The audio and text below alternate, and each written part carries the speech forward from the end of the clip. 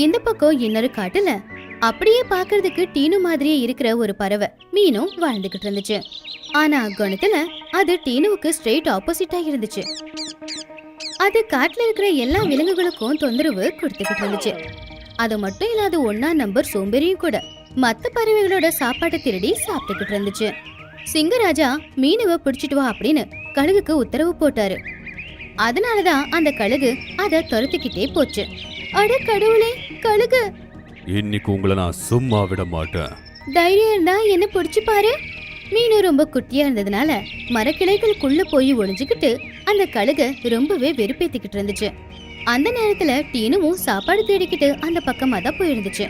கழுகு டீனுவ மீனு அப்படின்னு நினைச்சுக்கிட்டு டக்குன்னு டீனுவ பிடிச்சிருச்சு.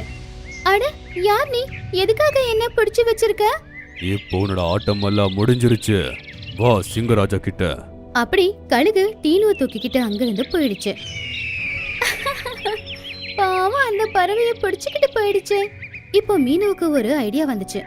இந்த பறவை பார்க்க என்ன மாதிரி இருக்குன்னா அதோட கூட்டுல நான் சந்தோஷமா வாழ முடியும்ல. கண்டிப்பா அதோட கூடு இங்கதான் எங்காச்சும் பக்கத்துல இருக்கணும்.